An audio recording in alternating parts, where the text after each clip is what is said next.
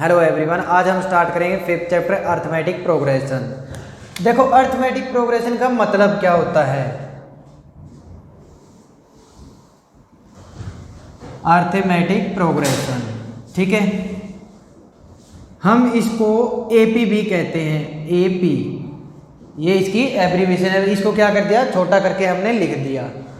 Arithmetic progression का मतलब होता है जब नंबर्स एक कांस्टेंट डिफरेंस के साथ लिखे जाएं। मान लिया जैसे एक है, एक नेक्स्ट हमने 2 लिखा, ठीक है, आइए जी समझ। तो अब हम थर्ड क्या लिखेंगे, ऐड करते जाएंगे इन दोनों का डिफरेंस एक एक। देखो, फर्स्ट और सेकंड दोनों का डिफरेंस क्या है, एक है, 2 है, मतलब डिफरेंस हुआ अपना 2 - 1 मतलब 1। अब हमें क्या करना है, जो इनका डिफरेंस है, हमने जो लास्ट वाली टर्म है या फिर नंबर कह दिया, क्या प्रीसीडिंग भी कह सकते हैं इसको, preceding number.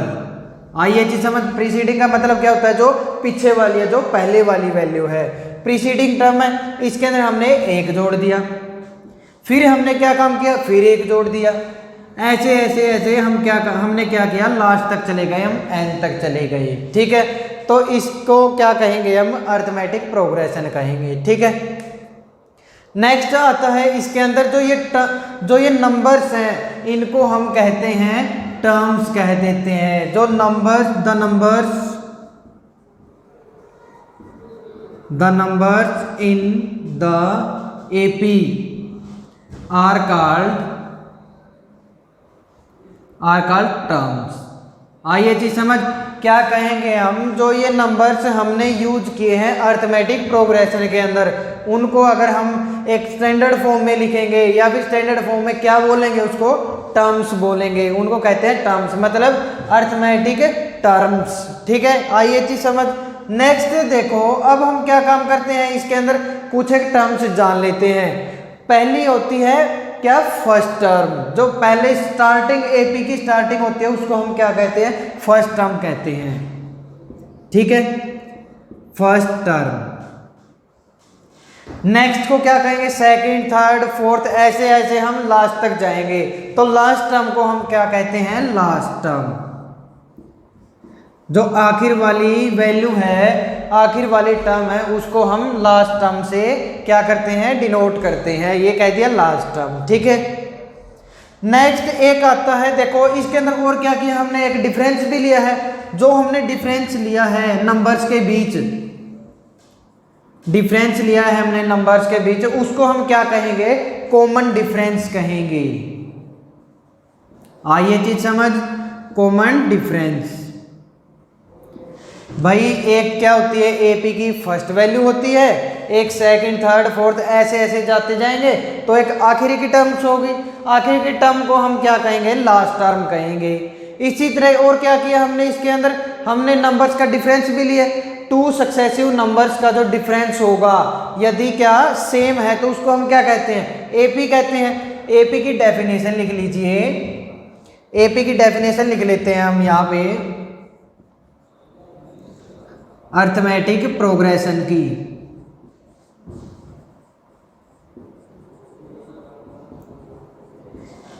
If the difference between, ये B/W का मतलब बिटवीन लिख लो, ये between 2 successive terms, if the difference between 2 successive terms are constant, ठीक है, are constant मतलब सेम है, are constant, then we say it is a AP। आइए जी समझ। भाई क्या कहा हमने, 2 लगातार कोई भी सक्सेसिव टर्म्स है, यदि उनके बीच का डिफरेंस सेम आता है हर बार, जहां भी जाए हम, फर्स्ट टर्म और सेकंड टर्म में देखें, सेकंड थर्ड में देखें, या फिर थर्ड फोर्थ में देखें, या फिर आखिरी और आखिरी से फर्स्ट वाली देखें, उन सब का डिफरेंस होगा, अगर सेम आएगा तो हम उसको क्या कह देंगे, अर्थमेटिक प्रोग्रेशन कह देंगे, ठीक है। अब देखो इसके अंदर जो डिफरेंस आया उसको हमने क्या कहा है, कॉमन डिफरेंस कहा है।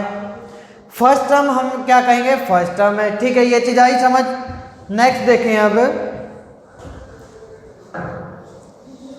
अब हम कुछ एक जनरल एपी पढ़ लेते हैं। ये तो हमने एक एग्जांपल लिया था, अब हम एक जनरल नोटेशंस पढ़ लेते हैं एपी की।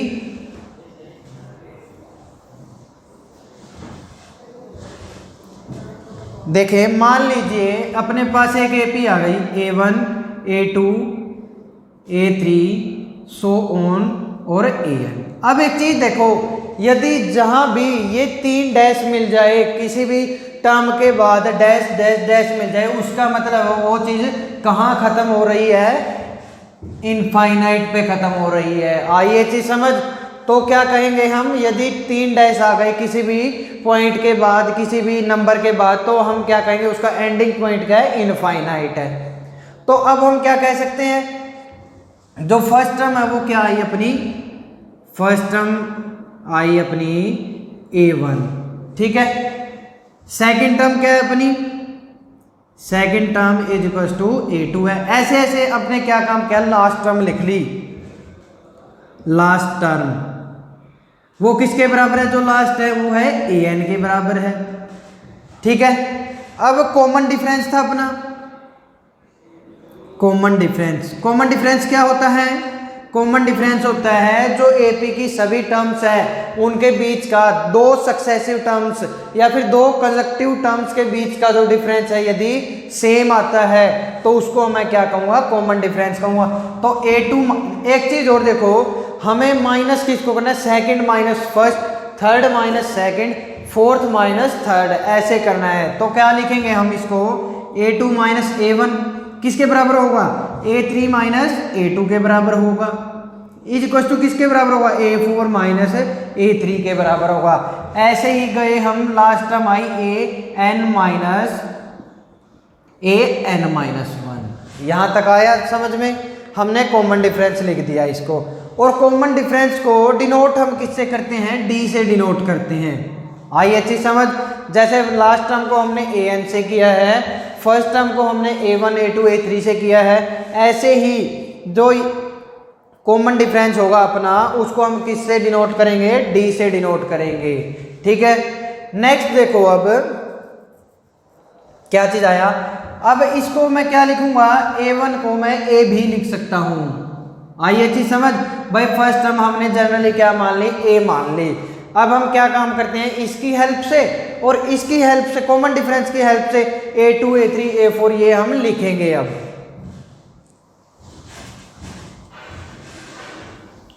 देखो A1 हमें पता चल गया किसके बराबर है, A के बराबर है। आइए चीज समझ। नेक्स्ट देखो, कॉमन डिफरेंस हमें पता है किसके बराबर होता है, common difference A2 minus A1 के बराबर होता है। A2 माइनस A1 के बराबर हुआ, तो हमें वैल्यू किसकी निकालनी है, A2 की निकालनी है। A1 को हमें इस साइड ले आएंगे। अब देखो, यदि इक्वल टू का साइन है, इक्वल टू के साइन के साइड राइट साइड A1 का साइन क्या है, नेगेटिव है। अगर ये लेफ्ट साइड आएगी, ये वैल्यू यदि इस साइड आएगी तो साइन क्या हो जाएगा, चेंज हो जाएगा। तो A2 की वैल्यू क्या आएगी हमारी, A2 आ गया A1 प्लस D के बराबर। ठीक है, आइए चीज समझ। अब हम क्या काम करते हैं, A1 की वैल्यू पुट कर देते हैं, A पुट कर देंगे, तो ये आ गया A प्लस D के बराबर। ठीक है, इसी तरह क्या काम करेंगे हम, D1 मान लिया, D2 लिख लिया हमने। D2 किसके बराबर होगा, A3 माइनस A2 के बराबर होगा। तो ये देखो A3 की वैल्यू क्या है, A3 की वैल्यू हमें निकालनी है, तो A3 हमने यहाँ पे रख लिया। ठीक है, नेक्स्ट क्या आया, A2 प्लस D आ गया, तो ये किसके बराबर आ गया, A2 की वैल्यू हमने निकाल दी, A प्लस D मतलब A प्लस 2D। अब देखें, जैसे जैसे हम आगे बढ़ते जा रहे हैं, क्या चीज ऐड होता जा रहा है, शुरू में A था, फिर D ऐड हो गया, फिर एक D और ऐड हो गया, 2D हो गया। मतलब ये चीज आगे आगे चलकर एक D सब टर्म्स में ऐड होती जा रही है। तो अगर हम फर्स्ट टर्म लिखते हैं A के बराबर A1, A2 लिखते हैं A प्लस D के बराबर, A3 लिख दिया हमने A प्लस 2D के बराबर। ठीक है, ऐसे ही हम नीचे जाएंगे, जब हम AN लिखेंगे, हमें पता है, देखो यहाँ पे क्या आया, यहाँ पे फर्स्ट टर्म थी तो डी के आगे क्या था कोफिशिएंट, ये हमने यही तो लिखा है 0.d लिखा है, 0 इंटू डी लिखा है। आइए चीज समझ। नेक्स्ट A2 आए तो 1 मल्टीप्लाई में है डी के, आइए चीज समझ। नेक्स्ट देखो A3 आया तो 2 आया। तो ऐसे ही जब हम लास्ट टर्म के ऊपर जाएंगे, an के ऊपर जाएंगे, तो इससे पहले वाली टर्म लिखेंगे a प्लस n से पहले वाली क्या होगी, n-1 होगी, n-1 इंटू डी हो गया। आइए चीज समझ। तो हमने क्या क्या चीज कर दी है, लास्ट टर्म लिख दी हमने, फर्स्ट टर्म लिख दी हमने, कॉमन डिफरेंस हमें पता चल गया और लास्ट टर्म हमें पता चल गया। ठीक है, आइए चीज समझ। नेक्स्ट हम पता लगाते हैं सीरीज कितने प्रकार की होती है, जो अर्थमेटिक प्रोग्रेशन है वो कितने प्रकार का होता है। 2 टाइप्स ऑफ एपी होती है, एक इनफाइनाइट एपी और टाइप्स ऑफ एपी लिख लेते हैं हम, टाइप्स ऑफ एपी। ठीक है, टाइप्स ऑफ एपी के अंदर क्या आएगा, फर्स्ट आ गया फाइनाइट एपी। ठीक है, सेकंड क्या आया, इनफाइनाइट एपी।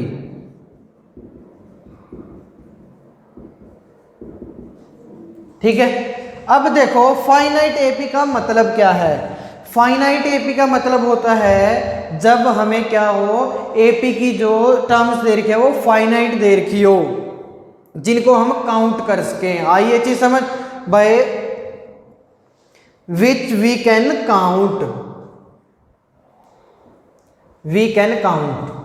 आइए चीज समझ, भाई वे टर्म्स जिनको हम काउंट कर सकें। यदि ये कह दिया जाए भाई किसी एपी के अंदर 5 टर्म्स हैं, 7 टर्म्स हैं, 10 टर्म्स हैं, तो उनको क्या कर सकते हैं, हम काउंट कर सकते हैं। लेकिन जो इनफाइनाइट एपी होती है वो क्या होती है, जो काउंट नहीं की जा सकती, which can not be count. आइए चीज समझ, भाई वे नंबर्स जिनको हम काउंट नहीं कर सकते। ठीक है, जैसे ये कह दिया जाए भाई फर्स्ट टर्म ए है, ऐसे ऐसे जाते जाए और लास्ट टर्म है ए एन, इसके अंदर हमें ये चीज़ तो नहीं पता भाई लास्ट टर्म क्या है, तो इसको हम क्या कहेंगे, इनफाइनाइट एपी कहेंगे। भाई नंबर ऑफ टर्म्स क्या है इसके अंदर, इनफाइनाइट है, इसलिए हमने इसको नाम दे दिया इनफाइनाइट एपी। और जो ये फाइनाइट एपी है, फाइनाइट एपी क्या होगा, जिसके अंदर टर्म्स क्या होंगी, फाइनाइट होगी, जिन टर्म्स को हम क्या कर सकते हैं, काउंट कर सकते हैं, उनको हम फाइनाइट एपी कह देंगे। तो देखो जैसे इसके अंदर ये चीज पढ़ लिया हमने, फर्स्ट टर्म निकालनी। देखो अब हम एग्जांपल्स कर लेते हैं जिससे हमें पता चल जाएगा कैसे ये टर्म्स कैलकुलेट करते हैं हम। फाइनाइट एपी, इनफाइनाइट एपी पता चल गया ये। नेक्स्ट हम कुछ प्रॉब्लम्स करते हैं इनसे रिलेटेड। देखो जैसे ये कह दिया जाए, ये बताओ ये एपी में है या नहीं है, 1 3 5 9 12 15 18 ऐसे चल रही है। आइए चीज समझ, तो हमें क्या पता लगाना होता है, एपी के लिए हमें पता लगाना होता है टर्म्स का जो कॉमन डिफरेंस है, इन दोनों के बीच का अंतर सेम आ रहा है या नहीं आ रहा, इन दोनों का, इन दोनों का, इन दोनों का, ऐसे इनफाइनाइट तक। ठीक है, तो अब हम चेक करते हैं इसको। देखो A1 D1 निकालते हैं हम। D1 किसके बराबर होता है, A2 माइनस A1 होता है, तो A2 ये A1 ये है, 3 माइनस 1 इज इक्वल टू 2 आया। D2 निकाल लेते हैं हम, 5 माइनस 3 आया, ये भी 2 आ गया। D3 करते हैं चेक, D3 आया 9 माइनस 5 इज इक्वल टू 4। अब देखो फर्स्ट 3 टर्म्स का डिफरेंस तो सेम आया, लेकिन जैसे ही 4th टर्म आई अपनी, डिफरेंस क्या हो गया, अलग हो गया। तो इसका मतलब हम क्या कहेंगे, this is not in AP. ठीक है, आइए चीज समझ, this is not in AP. Next देखो, जैसे कोई भी क्वेश्चन आ गया ये 2 4 6 8 10। अब देखो अब ये पूछा जाए भाई ये बताओ एपी में है या नहीं है, तो चेक करते हैं इसको। D1 निकालते हैं, 4 माइनस 2 इज इक्वल टू 2 आया। D2 निकालते हैं, 6 माइनस 4 इज इक्वल टू 2 आया। D3 निकालते हैं, 8 माइनस 6 इज इक्वल टू 2 आया। इसका मतलब हर एक टर्म्स का जो डिफरेंस आ रहा है वो क्या आ रहा है, 2 आने लग रहा है। तो इसका मतलब दिस इज इन एपी। ठीक है, आई ये चीज समझ। तो अब हम क्या काम करते हैं, ए एन के ऊपर लगा लेते हैं कोई फार्मूले कुछ क्वेश्चंस कर लेते हैं लास्ट टर्म के ऊपर। लास्ट टर्म से रिलेटेड करते हैं कुछ क्वेश्चंस। मान लिया ये series they the 3, 6, 9, 12 so on infinite तक देकर लास्ट टर्म हमें दे दी, लास्ट टर्म मान लीजिए 64 दे दी है हमें। आइए चीज समझ भाई, ये निकालो, ये बताओ, सॉरी लास्ट टर्म देखो 99 है, ठीक है। 3 से लेकर 99 के बीच क्या बतानी है हमें, 3 की टर्म्स बतानी है भाई, कितनी टर्म्स आएगी। आइए चीज समझ, पहले हम ए की वैल्यू लिखते हैं। ए क्या होगा, जो फर्स्ट टर्म है अपनी, फर्स्ट टर्म क्या है यहाँ पे 3 है। नेक्स्ट काम हमारा क्या होता है, डी निकालने का। डी निकालते हैं, 6 - 3 = 3 आ गया, ठीक है। जो आखिर की टर्म होती है उसको हम क्या कहते हैं, ए एन कहते हैं। ए एन लिख दिया 99। अब हमें ये बताना है 3 से लेकर 99 तक कितनी टर्म्स होगी। तो मतलब क्या हुआ, यहाँ पे हमें n की वैल्यू निकालनी है। आइए जी समझ। अब देखो हम कौन सा फार्मूला लगाएंगे, हमें an की वैल्यू दे दी तो क्या लिख लेते हैं हम, an = a + n - 1 × d लिख लेते हैं, ठीक है। तो अब हमें an की वैल्यू पता है कितनी है, 99 है। a की वैल्यू भी हमें पता है 3 है, प्लस n - 1 × d की वैल्यू भी हमें पता है 3 है। तो ये आ गया 96 आया, = n - 1 × 3 आया। अब देखो जो नंबर यदि मल्टीप्लाई में है, अगर =2 के साइन के अपोजिट में जाता है तो वो किस में होगा, डिवाइड में होगा। यदि डिवाइड में है तो मल्टीप्लिकेशन में होगा। तो यहाँ पे देखो ये किस में है, मल्टीप्लिकेशन में है, तो हम 3 को इस साइड ले आते हैं डायरेक्ट। तो ये रह गया 96 डिवाइड बाय 3 = n - 1 के बराबर रह गया। तो नेक्स्ट देखो क्या आया, 93 आ गया 32 = n - 1। अब चेक करो n - 1, देखो n के जो 1 है ये राइट साइड में क्या है, नेगेटिव साइन है। अगर हम इसको =2 के अपोजिट लेके आते हैं तो हमें पता है साइन चेंज हो जाता है। अगर इस साइड -1 है तो इस साइड क्या हो जाएगा, +1 हो जाएगा। तो n = क्या हो गया, 33 आ गया अपना आंसर। ऐसे निकाल सकते हैं हम। ऐसे ही अगर इस स्टेप को ऐसे ना कर पाओ तो ऐसे भी कर सकते हैं इस स्टेप को, 96 = n - 1 × 3, ठीक है। ये चीज आई समझ। हम 3 की मल्टीप्लिकेशन यहाँ अंदर कर देते हैं, 3n - 3 96 आया, ठीक है। अब हमें पता है अगर दूसरी साइड लेके जाएंगे =2 के साइन के तो साइन हमारा चेंज हो जाता है।